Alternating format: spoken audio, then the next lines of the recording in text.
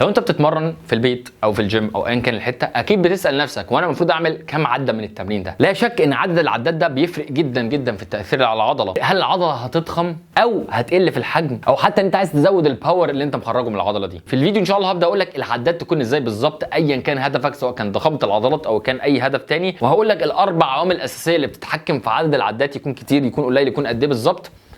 فيديو دسم جدا وطلبتوه، يلا بينا.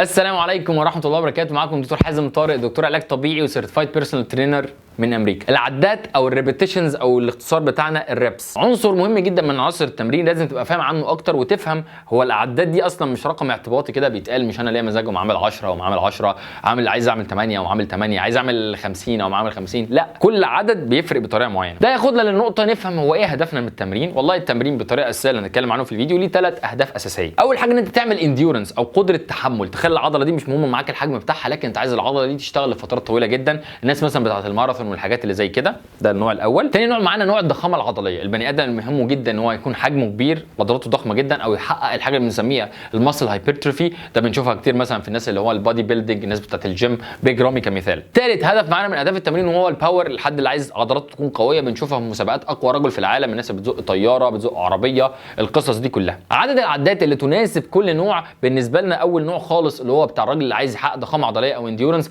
ده محتاجين يكون بيعمل عدات كتيره جدا، 15 فيما فوق. كل ما يزيد اكتر في العدات دي، كل ما هيزود قدره تحمل اكتر، كل ما العضله هتستجيب لده انها هتبدا تصغر في الحجم. مش هيكون فارق معاها الحجم قوي زي الراجل اللي في النص، لان كل ما يكون حجمها اصغر، تطلبها من السعرات الحراريه وتطلبها من الجسم هيكون اقل، وبالتالي تقدر تحقق وظيفتها بشكل مستمر ولفترات اطول. تاني واحد معانا الراجل بتاع الهايبرتروفي، بتاع الضخامه العضليه اللي عايز يضخم عضلته، ده الرينج بتاع العدات بتاعته بيكون من 8 ل 12 عده. الدراسات اثبتت ان الرينج دوت هو اللي بيتسبب في الضخامه العضليه او الساركوبلازميك هايبرتروفي اللي كنا اتكلمنا عنها في فيديوهات قبل كده، اللي بيتحول بعد كده للمايوفايبريلر هايبرتروفي. انواع الضخامه العضليه اللي اتكلمنا عنها في فيديو ممكن تشوفه من الاي فوق واسيبه لكم تحت في الديسكربشن. ثالث نوع معانا بتاع الباور، ده راجل هدفه واضح وصريح جدا، انا عايز اشيل الوزن بتاعي ده وعايز اقوي عضلاتي باي طريقه ممكنه، فعدد العدات بتاعه بيكون من 1 ل5 عدات بطريقه اساسيه. عرفنا في فيديو سابق ان احنا محتاجين عشان نضخم عضلاتنا محتاجين مفهوم البروجريسيف اوفرلود، او ان احنا نكبر ونضخم عضلاتنا بايا كان الحاجه، وكان من ضمنها ان احنا نزود عدد العدات.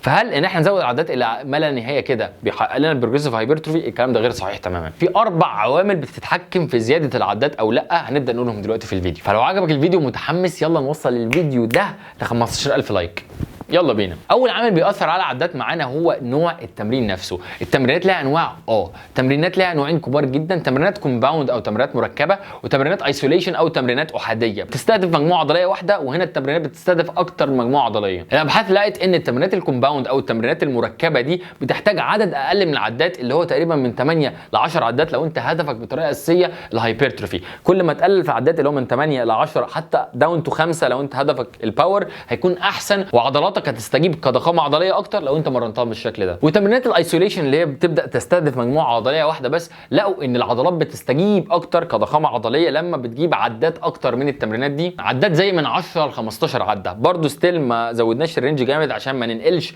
من حته الهايبرتروفي او الضخامه العضليه بتاعتنا لحاجه زي الانديورنس او بتاعت قدره التحمل. هديك مثال بسيط جدا في الموضوع ده. في تمرينات الرجل عندك تمرين مركب مشهور جدا زي تمرين السكوات، وتمرين ايسوليشن او تمرين عزل بيركز على مجموعه عضليه واحده بس زي تمرين ليج اكستنشن او اللي هو بتفرد رجلك فيه. ده بطريقه اساسيه السكوات بيشغل عضلات كتيره جدا جدا، وتقدر ترجع لفيديوهاتنا عن تمرين في السليم عن السكوات وتعرف العضلات اللي بتشتغل بالظبط عامله ازاي. اما الليج اكستنشن في حد ذاته فهو بيقوي العضلات الرباعيه الاماميه بس اللي هي الكوادريسبس بطريقه فرديه جدا. فان انت تتمرن بتمرين سكوات حاجه من زي من 8 ل 10 عدات هيكون ممتاز جدا، وان انت تتمرن ليج اكستنشن من 10 ل 15 عده هتكون حاجه ممتازه جدا. تاني عامل بيأثر معانا على العدات تكون قليله ولا تكون زايده وذين الرينج بتاعنا، وهو المدى الحركي بتاع التمرين. طبعا لو هتاخد قاعده عامه في التمرين عشان تحقق اقصى ضخامه عضليه ممكنه، حاول انت تتمرن في المدى الحركي الكامل بتاع التمرين، لكن مش كل التمرينات زي بعضها في المدى الحركي. في تمرين مثلا زي الديد ليفت بتجيب الوزن من الارض وتطلع الطلعه الكامله دي كلها، في المدى الحركي بتاعه واسع شويه، عكس تمرين تاني مثلا زي الهامسترنج كيرل اللي انت بتكون نايم على وشك قدام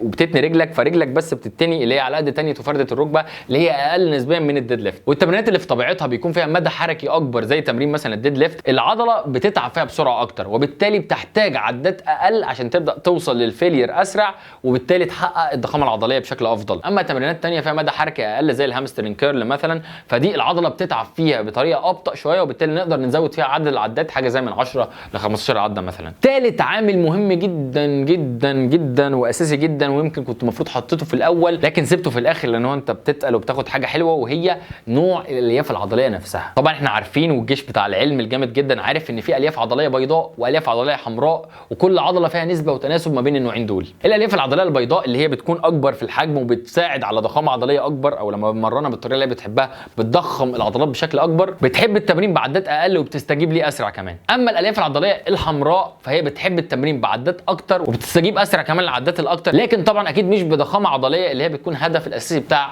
الالياف العضليه البيضاء. وطبعا لو انت مش عارف يعني ايه الياف عضليه بيضاء ويعني ايه الياف عضليه حمراء، فاحنا كنا وضحنا فيديو كامل وضحنا الفروقات ما بين الاثنين، هتشوفه في الاي فوق وتلاقيه تحت في الديسكربشن. رابع واخر نقطه معانا بتتحكم في عدد العدات وهي صحه المفصل. يعني ايه؟ يعني مثلا انت واحد لسه راجع من اصابه كتف زي حالاتي، تمام؟